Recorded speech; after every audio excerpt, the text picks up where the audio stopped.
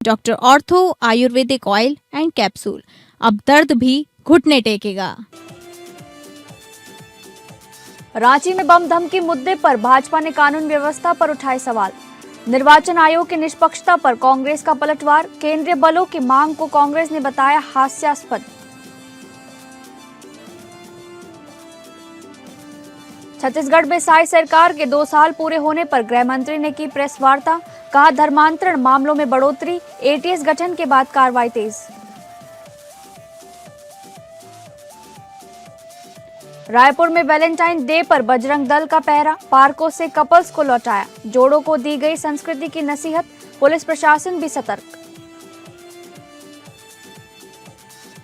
झारखंड में नहीं थम रहा हाथियों का आतंक। हजारीबाग में 5 की मौत। हमले में कई घर क्षतिग्रस्त।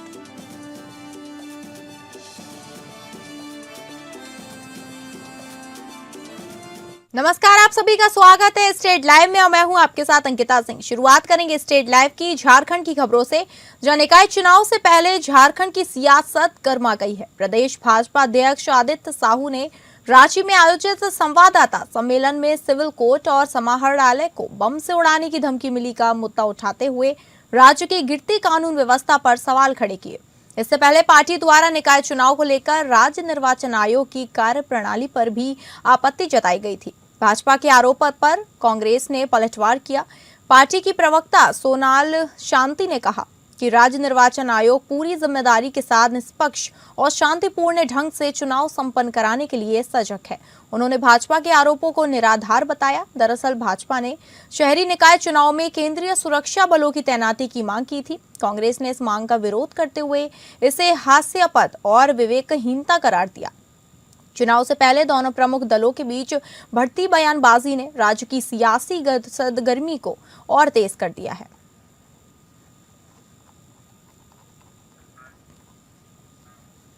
नगर पालिका निर्वाचन 2026 के सफल, शांतिपूर्ण और सुव्यवस्थित संचालन को लेकर रांची जिला प्रशासन की तैयारियां अंतिम चरण में पहुंच गई हैं। इसी क्रम में जिला निर्वाचन पदाधिकारी नगर पालिका सह उपायुक्त मंजुनाथ भजंत्री ने मोरहाबादी फुटबॉल स्टेडियम स्थित डिस्पैच सेंटर का निरीक्षण किया। निरीक्षण के दौरान पोलिंग पार्टियों के डिस्पैच के लिए की जा रही व्यवस्थाओं का जायजा लिया गया। निरीक्षण के क्रम में उन्होंने मतदान कर्मियों के बैठने की व्यवस्था, काउंटरवार सामग्री वितरण, मतपेटियों एवं अन्य निर्वाचन सामग्रियों में सुरक्षित रखरखाव, वाहन प्रबंधन, सुरक्षा व्यवस्था, पेयजल, शौचालय और प्रकाश व्यवस्था की विस्तार से समीक्षा की। डिस्पैच प्रक्रिया को व्यवस्थित और समयबद्ध तरीके से संचालित करने को लेकर अधिकारियों को आवश्यक दिशा निर्देश भी दिए गए। वहीं इस दौरान उपायुक्त ने मतपेटियों की सीलिंग और लॉकिंग व्यवस्था की स्वयं जांच की और संबंधित पदाधिकारियों को निर्देश दिए कि प्रत्येक मतपेटी पूरी तरह सुरक्षित और त्रुटि रहित रहे। साथ ही राज्य निर्वाचन आयोग द्वारा जारी दिशा निर्देशों के अनुरूप सभी तैयारियां मानक प्रावधानों के तहत समय पर पूरी करने को कहा। उन्होंने स्पष्ट किया कि निर्वाचन कार्य में किसी भी स्तर पर लापरवाही बर्दाश्त नहीं की जाएगी।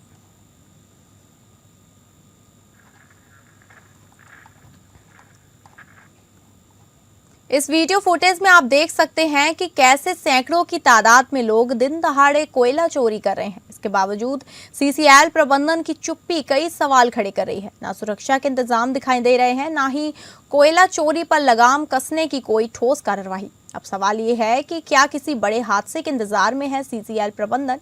इसके संदर्भ में कारो पीओ ने बताया कि इस मामले को सीसीएल सिक्योरिटी, सीआईएसएफ और स्थानीय थाना को अवगत किया गया है।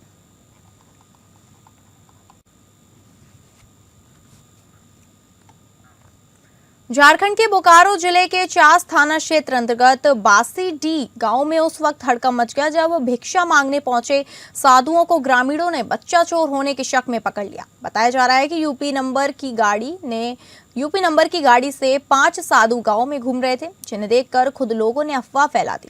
देखते ही देखते भीड़ जुट गई और साधुओं के साथ मारपीट शुरू कर दी गई। सूचना मिलते ही पुलिस मौके पर पहुंची और भीड़ के बीच से साधुओं को सुरक्षित निकालकर थाने लेकर गई। मामले को लेकर डीएसपी प्रवीण कुमार सिंह ने बताया कि पूछताछ में बच्चा चोरी से जुड़ा कोई भी प्रमाण नहीं मिला है। सभी साधु उत्तर प्रदेश के रहने वाले हैं और भिक्षा मारने के उद्देश्य से क्षेत्र में आए थे। उन्होंने कहा कि क्षेत्र में बच्चा चोरी की अफवाह फैली होने के कारण ग्रामीणों ने शक के आधार पर मारपीट की। पुलिस ने लोगों से अपील की कि किसी भी अफवाह पर ध्यान न दें और बिना जांच पड़ताल किसी पर आरोप लगाकर कानून हाथ में न लें। डीएसपी ने कहा, यदि साधुओं की ओर से मारपीट को लेकर कोई लिखित शिकायत दी जाती है तो दोषियों के खिलाफ सख्त कार्रवाई की जाएगी। साथ ही संदिग्ध स्थिति में तुरंत पुलिस को सूचना देने की अपील भी की गई है।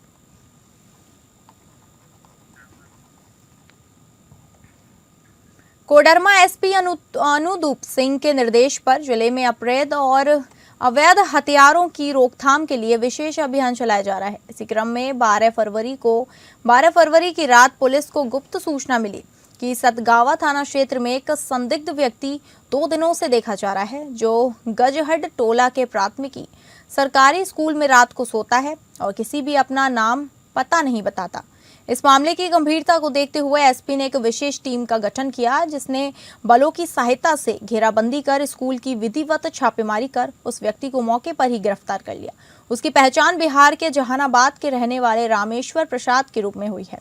उसके पास एक आईटेल कंपनी की कीपैड मोबाइल बरामद हुआ है, जबकि स्थान की तलाशी लेने पर एक सफेद रंग के प्लास्टिक के बोरा से कुल 4 सिंगल शॉट हथियार और 5 जिंदा गोली बरामद हुई। फिलहाल बरामद हथियारों के संबंध में पकड़े गए व्यक्ति द्वारा कोई वैध कागजात प्रस्तुत नहीं किया गया है और न ही कोई संतोषजनक जवाब दिया गया है। एसपी ने बताया कि जिले में अपराध नियंत्रण के लिए सघन अभियान निरंतर जारी रहेगा।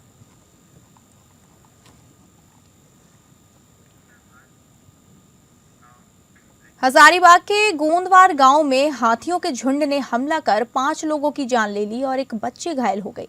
घटना के बाद वन विभाग और प्रशासन राहत कार्य में जुटे, जबकि ग्रामीण हाथियों के स्थानीय समाधान की जांच की मांग कर रहे हैं। झारखंड में जंगली हाथियों का आतंक लगातार बढ़ता जा रहा है। ताजा मामला हजारीबाग जिले के चुरचू प्रखंड के गोंदवार गांव का है, जहां बीती रात लगभग 1 से 2 बजे के बीच 5 हाथियों के झुंड ने हमला कर दिया। इस दर्दनाक घटना में 5 लोगों की मौत हो गई, जिनमें एक ही परिवार के 4 सदस्य शामिल हैं। घटना से पूरे इलाके में मातम और दहशत का माहौल है। एक बच्ची भी घायल हुई है, जिसका इलाज चल रहा है। सूचना मिलते ही वन विभाग और स्थानीय प्रशासन की टीम मौके पर पहुंचकर राहत और बचाव कार्य में जुट गई। प्रभावित परिवारों को मुआवजा देने की प्रक्रिया भी शुरू कर दी गई है।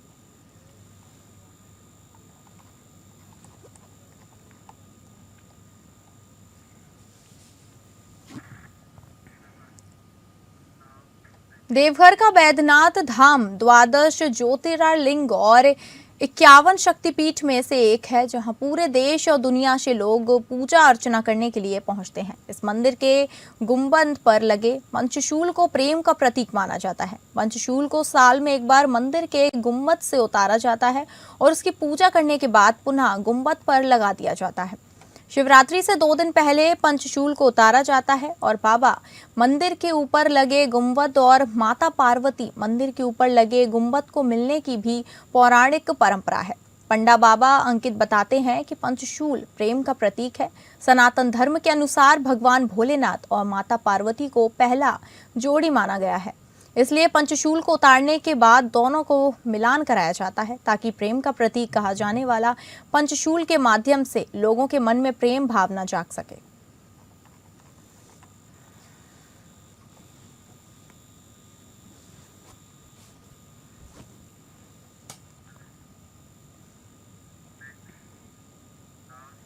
जहां गृह विभाग की जिम्मेदारी संभाल रहे उप मुख्यमंत्री विजय शर्मा ने सरकार के 2 वर्ष पूरे होने पर गृह एवं जल विभाग की उपलब्धियों और आगामी कार्य योजना को लेकर अहम प्रेस वार्ता की। इस दौरान गृह विभाग के वरिष्ठ अधिकारी भी मौजूद रहे। उन्होंने विभागीय कार्यों, कानून व्यवस्था और सुरक्षा से जुड़े मुद्दों पर विस्तार से जानकारी दी। गृह मंत्री विजय शर्मा ने बताया कि वर्ष 2001 से 2023 तक धर्मांतरण के 38 मामले दर्ज किए गए हैं, जबकि 2023 से 2025 के बीच 67 मामले दर्ज हुए हैं। उन्होंने कहा कि एटीएस थाने के गठन के बाद वर्ष 2025 में पहला मामला दर्ज किया गया था।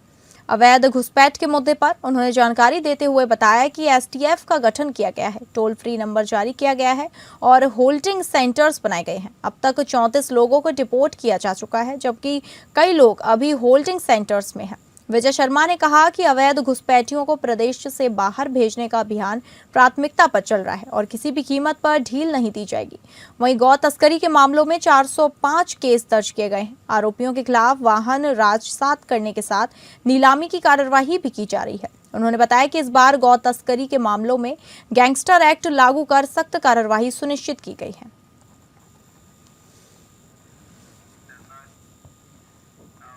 छत्तीसगढ़ के मुख्यमंत्री विष्णुदेव साय आज 2 दिवसीय प्रवास पर जशपुर और रायगढ़ के लिए रवाना हुए।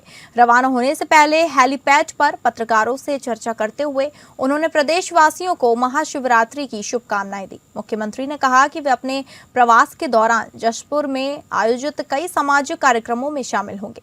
इस दौरान मुख्यमंत्री ने धमतरी में 201 बटालियन के जवानों की सड़क दुर्घटना में हुई मौत पर गहरा दुख जताया और शोक संवेदना व्यक्त की। वहीं आबकारी विभाग में लगी आग और उस पर कांग्रेस अध्यक्ष दीपक बैज के बयान को लेकर उन्होंने कहा कि इतने बड़े पद पर बैठे लोगों को इस तरह की टिप्पणी नहीं करनी चाहिए। उन्होंने स्पष्ट किया कि आग से कोई बड़ा नुकसान नहीं हुआ है और सभी महत्वपूर्ण दस्तावेज सुरक्षित हैं। मनरेगा को लेकर कांग्रेस के विरोध पर मुख्यमंत्री साय ने कहा कि योजना प्रदेश में बेहतर तरीके से संचालित हो रही है। उन्होंने बताया कि राज्य सरकार ने मजदूरों को 100 दिनों के बजाय 125 दिनों का रोजगार देने का प्रावधान किया है। साथ ही 1 सप्ताह के भीतर भुगतान सुनिश्चित करने की बात कही और देरी होने पर अतिरिक्त राशि देने का भरोसा दिलाया।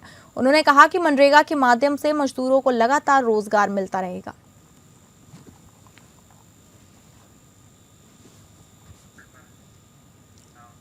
राजधानी में वैलेंटाइंस डे के अवसर पर बजरंग दल के कार्यकर्ता पूरी तरह सक्रिय नजर आए। संगठन की ओर से पहले ही इस दिन को लेकर तैयारी की गई और शहर के प्रमुख पार्कों पर विशेष नजर रखी जा रही है। वैलेंटाइंस डे के दिन बजरंग दल के कार्यकर्ता पार्कों में पहुंचे और वहां मौजूद कपल्स को सार्वजनिक स्थानों पर कथित अश्लीलता न करने की समझाइश दी।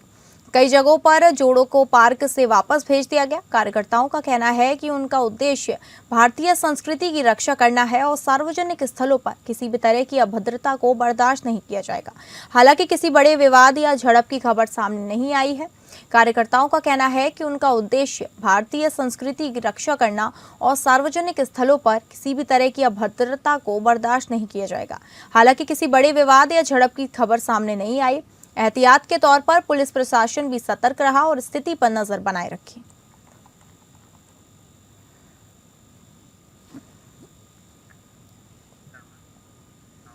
राजधानी रायपुर में बॉलीवुड अभिनेत्री सनी लियोन के प्रस्तावित कार्यक्रम को लेकर चल रहा विवाद आखिरकार कार्यक्रम रद्द होने के साथ खत्म हो गया। रायपुर पुलिस ने स्पष्ट किया कि आयोजन के लिए विभाग से किसी प्रकार की आधिकारिक अनुमति नहीं ली गई थी। एडिशनल डीसीपी रायपुर मध्य तारकेश्वर पटेल ने कहा कि आयोजकों ने पुलिस से स्वीकृति प्राप्त नहीं की थी और बिना अनुमति आयोजित करने की स्थिति में सख्त वैधानिक कार्यवाही की जाती है। पुलिस ने यह भी बताया कि कानून व्यवस्था बनाए रखने के लिए पूरे मामले पर नजर रखी जा रही है। वहीं कार्यक्रम को लेकर हिंदू संगठनों के विरोध के बाद आयोजक समिति ने घोषणा कर दी कि सनी लियोनी अब रायपुर नहीं आएंगे और प्रस्तावित कार्यक्रम को रद्द भी कर दिया गया है।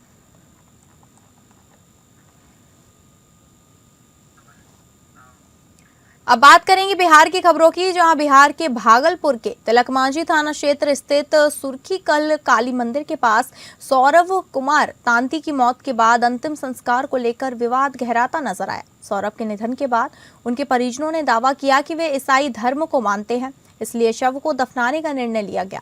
परिवार के इस फैसले के बाद इलाके में चर्चा शुरू हो गई। परिजनों के निर्णय पर मोहल्ले के कुछ लोगों ने आपत्ति जताई। स्थानीय लोगों का कहना था कि सौरभ हिंदू समाज से जुड़ा था, इसलिए उसका अंतिम संस्कार हिंदू रीति रिवाज से दाह संस्कार के रूप में होना चाहिए। इसी बात को लेकर दोनों पक्षों में तीखी नोकझोंक हुई और माहौल तनावपूर्ण हो गया। लोगों ने सामाजिक बहिष्कार तक की चेतावनी दे डाली। इस दौरान सौरभ की भाभी लक्ष्मी ने परिवार का पक्ष रखते हुए कहा कि उनका परिवार पिछले करीब 20 सालों से यीशु मसीह को मानता आ रहा है और उसी आस्था के अनुसार अंतिम संस्कार करना चाहता है। काफी बहस और दबाव के बावजूद परिजन अपने फैसले पर कायम रहे और अंततः शव को दफनाया गया। घटना के बाद इलाके में धर्म और परंपरा को लेकर चर्चाएं तेज हो गई हैं।